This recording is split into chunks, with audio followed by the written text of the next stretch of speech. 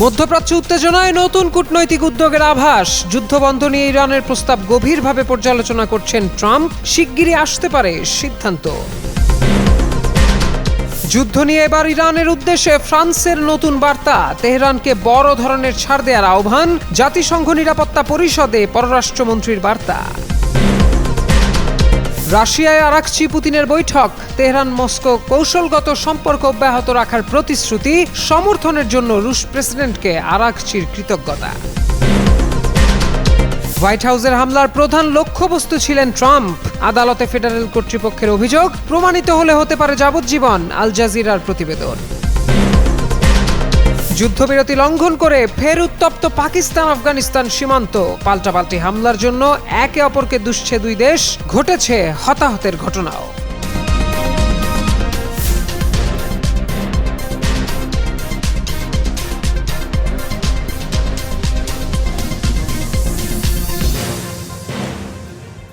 মধ্যপ্রাচ্যে উত্তেজনাপূর্ণ পরিস্থিতির মধ্যে নতুন কূটনৈতিক উদ্যোগের আভাস পাওয়া যাচ্ছে। ইরান যুদ্ধবন্ধ এবং গুরুত্বপূর্ণ নৌপথ হরমুজ প্রণালী পুনরায় চালু করার প্রস্তাব যুক্তরাষ্ট্রের কাছে পাঠিয়েছে। এই প্রস্তাবটি বর্তমানে যুক্তরাষ্ট্রের শীর্ষ পর্যায়ের নীতি নির্ধারকদের আলোচনায় রয়েছে। আল জাজিরার এক প্রতিবেদনে বলা হয়েছে, হোয়াইট হাউস নিশ্চিত করেছে যে প্রেসিডেন্ট ডোনাল্ড ট্রাম্প তার জাতীয় নিরাপত্তা দলের সঙ্গে বৈঠকে ইরানের প্রস্তাব নিয়ে আলোচনা করছেন। হোয়াইট হাউসের মুখপাত্র ক্যারোলাইন লেভিট সাংবাদিকদের জানান, এই প্রস্তাব গুরুত্ব সহকারে পর্যালোচনা করা হচ্ছে। ইরানের প্রস্তাবে যুদ্ধবিরতি এবং হরমুজ প্রণালীতে জাহাজ চলাচল স্বাভাবিক করার বিষয়টি গুরুত্ব পেয়েছে। তবে এর সঙ্গে একটি শর্ত জুড়ে দিয়েছে তেহরান। তারা চায় পারমাণবিক কর্মসূচি নিয়ে চলমান বিতর্কিত আলোচনা আপাতত স্থগিত রাখা হোক এবং ভবিষ্যতে তা নিয়ে আলোচনা করা হোক। অন্যদিকে প্রেসিডেন্ট ট্রাম্প বরাবরই কঠোর অবস্থানে রয়েছেন। তিনি স্পষ্ট করে বলেছেন, ইরানকে কোনোভাবেই পারমাণবিক অস্ত্র তৈরির সুযোগ দেওয়া হবে না। হোয়াইট হাউস জানিয়েছে, এই বিষয়ে যুক্তরাষ্ট্রের অবস্থান এবং রেড লাইন স্পষ্ট রয়েছে। সব মিলিয়ে ইরানের এই প্রস্তাব ভবিষ্যৎ কূটনৈতিক অগ্রগতির একটি গুরুত্বপূর্ণ ইঙ্গিত হিসেবে দেখা হচ্ছে। মধ্যপ্রাচ্যে চলমান উত্তেজনা ও সংঘাতের মধ্যে কূটনৈতিক সমাধানের চেষ্টা জোরদার হলেও আলোচনায় খুব বেশি অগ্রগতি দেখা যাচ্ছে না। এই প্রেক্ষাপটে আন্তর্জাতিক মহল থেকে বিভিন্ন বার্তা আসছে, যা পরিস্থিতি শান্ত করার উপর জোর দিচ্ছে। মধ্যপ্রাচ্যে শান্তি ফেরাতে ইরানকে বড় ধরনের ছাড় দেওয়ার আহ্বান জানিয়েছে ফ্রান্স। দেশটির পররাষ্ট্রমন্ত্রী জ্যানুয়েল বারো জাতিসংঘ নিরাপত্তা পরিষদে দেওয়া বক্তব্যে বলেন, যুক্তরাষ্ট্রের সঙ্গে চলমান আলোচনায় ইরানকে নমনীয় হতে হবে। তার মতে, তেহরান যদি তাদের বর্তমান অবস্থান থেকে সরে না আসে, তাহলে এই সংকটের স্থায়ী সমাধান সম্ভব নয়। তিনি আরও বলেন, ইরানের উচিত প্রতিবেশী দেশগুলোর সঙ্গে শান্তিপূর্ণ সহাবস্থা নিশ্চিত করা। এতে শুধু আঞ্চলিক স্থিতিশীলতা বাড়বে না, বরং দেশটির সাধারণ মানুষও তাদের ভবিষ্যৎ গড়ার সুযোগ পাবে। এদিকে মধ্যপ্রাচ্য নিয়ে কূটনৈতিক তৎপরতা চললেও আলোচনা অনেকটাই স্থবির হয়ে আছে। উত্তেজনাপূর্ণ এই পরিস্থিতিতে ফ্রান্সের এমন বক্তব্য নতুন করে বাড়িয়েছে আলোচনার গুরুত্ব। মিডল ইস্ট অফ আইয়ের এক প্রতিবেদনে বলা হয়েছে, আন্তর্জাতিক চাপ বাড়লেও ইরানের অবস্থানে বড় কোনো পরিবর্তনের ইঙ্গিত এখনো স্পষ্ট নয়, যা শান্তি প্রক্রিয়াকে আরো জটিল করে তুলেছে। মধ্যপ্রাচ্য উত্তেজনা কাটছে না কিছুতেই। যুদ্ধবন্ধের আলোচনা যেন খুঁজে পাচ্ছে না তার গন্তব্য। শর্ত পাল্টা শর্তে পরিস্থিতি এখনো অনেকটাই অস্বচ্ছ। এরই মধ্যে ইরানের পররাষ্ট্রমন্ত্রী আব্বাস আরাকচির সঙ্গে বৈঠক করেছেন রুশ প্রেসিডেন্ট ভ্লাদিমির পুতিন। সোমবার রাশিয়ার সেন্ট পিটার্সবার্গে আয়োজিত বৈঠকে ইরানিরা চলমান এই কঠিন সময় কাটিয়ে উঠবে এবং সেখানে দ্রুত শান্তি প্রতিষ্ঠিত হবে বলে আশা প্রকাশ করেছেন পুতিন। বৈঠকে মধ্যপ্রাচ্যে স্থিতিশীলতা ফেরাতে মধ্যস্থতার প্রস্তাব দিয়েছে রাশিয়া।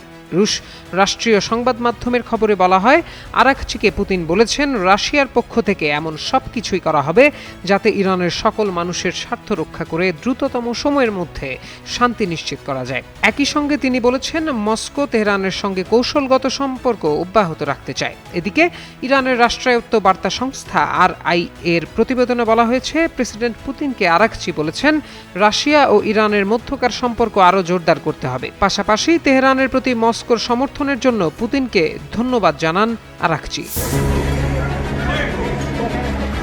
যুক্তরাষ্ট্রের নিরাপত্তা ব্যবস্থা নিয়ে নতুন করে উদ্বেগ তৈরি হয়েছে হোয়াইট হাউস সংশ্লিষ্ট এক অনুষ্ঠানে গুলিবর্ষণের চেষ্টার ঘটনায়। সোমবার আন্তর্জাতিক সংবাদ মাধ্যম আল জাজিরার এক প্রতিবেদনে জানানো হয়েছে, এই ঘটনায় এক সন্দেহভাজনের বিরুদ্ধে প্রেসিডেন্ট ডোনাল্ড ট্রাম্পকে হত্যা চেষ্টার অভিযোগ আনা হয়েছে। প্রতিবেদনে আরও বলা হয়, ক্যালিফোর্নিয়ার টরেন্সের বাসিন্দা ৩১ বছর বয়সী কোল টমাস অ্যালেনের বিরুদ্ধে ৩টি অভিযোগ গঠন করেছে ফেডারেল কর্তৃপক্ষ।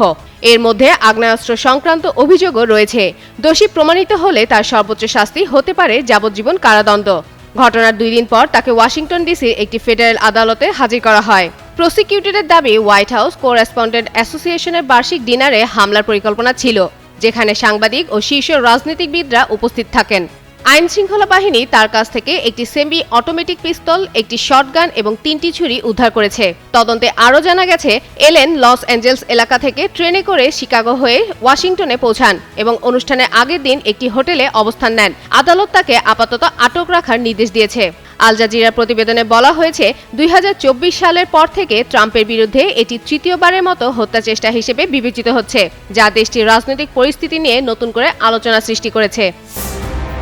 পাকিস্তান ও আফগানিস্তানের মধ্যে যুদ্ধবিরতি থাকলেও সীমান্তে আবারও উত্তেজনা বেড়েছে। 2 দেশ একে অপরের বিরুদ্ধে হামলার অভিযোগ তুলেছে। আফগানিস্তান প্রশাসনের দাবি, সোমবার কুনার প্রদেশে পাকিস্তান সেনাবাহিনী মর্টার ও রকেট হামলা চালায়। প্রাদেশিক রাজধানী আসাদাবাদে এই হামলায় অন্তত 4 জন নিহত এবং প্রায় 45 জন আহত হয়েছে বলে জানানো হয়েছে।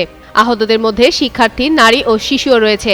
সেখানে সাইদি জালালউদ্দিন আফগানি বিশ্ববিদ্যালয় সহ কয়েকটি ঘরবাড়ি ক্ষতিগ্রস্ত হয়েছে বলে অভিযোগ তোলা হয়েছে। তবে পাকিস্তান এই অভিযোগে অস্বীকার করেছে। দেশটির তথ্য মন্ত্রণালয় বলছে, বিশ্ববিদ্যালয়ে কোনো হামলা চালানো হয়নি এবং এ ধরনের খবর সত্য নয়। অন্যদিকে পাকিস্তানের পক্ষ থেকে বলা হয়েছে, দক্ষিণ ওয়াজিরিস্তানের সীমান্ত এলাকায় গোলাগুলিতে অন্তত 3 জন বেসামরিক মানুষ আহত হয়েছেন। তাদের দাবি, এ ঘটনা যুদ্ধবিরতির পর সবচেয়ে গুরুতর সংঘর্ষ।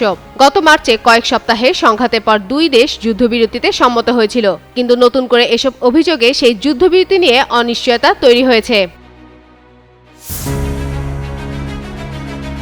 যুক্তরাষ্ট্রের রাজনীতিতে ডোনাল্ড ট্রাম্প সবসময়ই এক আলোচিত ও বিতর্কিত নাম। তার দ্বিতীয় মেয়াদের শাসনকাল শুরু থেকেই নানা চ্যালেঞ্জ, রাজনৈতিক উত্তেজনা এবং নিরাপত্তার শঙ্কার মধ্য দিয়ে এগোচ্ছে। দেশীয় ও আন্তর্জাতিক অঙ্গনে তার নীতি ও বক্তব্য যেমন সমর্থন পেয়েছে, তেমনি তীব্র বিরোধিতারও তৈরি করেছে। ফলে তার ব্যক্তিগত নিরাপত্তা এখন যুক্তরাষ্ট্রে অন্যতম গুরুত্বপূর্ণ ইস্যু হয়ে দাঁড়িয়েছে। দ্বিতীয় মেয়াদের শুরু থেকেই ট্রাম্প প্রশাসন কঠোর অভিবাসন নীতি, অর্থনৈতিক পুনর্গঠন এবং বৈদেশিক সম্পর্ক পুনর্বিন্যাসে মনোযোগ দিয়েছে। তবে রাজনৈতিক মেরুকরণ এবং সহিংসতার ঝুঁকি তার নেতৃত্বকে ঘিরে ক্রমেই বেড়েছে। সাম্প্রতিক ঘটনাগুলো সেই আশঙ্কাকেই আরও জোরালো করেছে। গত 21 মাসে অন্তত 3 বার প্রাণঘাতী হামলার মুখোমুখি হয়েছেন ট্রাম্প। সর্বশেষ ঘটনা ঘটে ওয়াশিংটন ডিসিতে এক নৈশভোজে। বাংলাদেশের প্রথম 5D AI ইনভার্টার যুক্ত সর্বোচ্চ বিদ্যুৎ সাশ্রয়ী যমুনা এয়ার কন্ডিশনার, যেখানে নিরাপত্তা বলয় ভেঙে এক বন্দুকধারী প্রবেশ করলে তাকে দ্রুত সরিয়ে নেওয়া হয়। ঘটনাটি ঘটে ঐতিহাসিক সেই স্থানে যেখানে 1981 সালে রোনাল্ড রেগান গুলিবিদ্ধ হয়েছিলেন। এর আগে 2024 সালের 13 জুলাই পেনসিলভিয়ায় এক নির্বাচনী সমাবেশে গুলিবিদ্ধ হন ট্রাম্প। একটি বুলেট তার কানের ওপর দিয়ে ছুঁয়ে যায়, যা তার জীবনে অন্যতম ভয়াবহ মুহূর্ত হিসেবে বিবেচিত। এরপর সেপ্টেম্বর মাসে ফ্লোরিডায় তার গলফ মাঠের কাছে এক সন্দেহভাজন হামলাকারীকে আটক করা হয়, যার উদ্দেশ্য ছিল তাকে হত্যা করা। ট্রাম্পের ওপর এই ধারাবাহিক হামলার চেষ্টা যুক্তরাষ্ট্রের নিরাপত্তা ব্যবস্থার জন্য বড় সতর্কতা হিসেবে দেখছেন বিশ্লেষকরা। যদিও বারবার মৃত্যুর মুখ থেকে ফিরে আসা ট্রাম্প নিজেও তার পেশা ঝুঁকি নিয়ে মুখ খুলেছেন।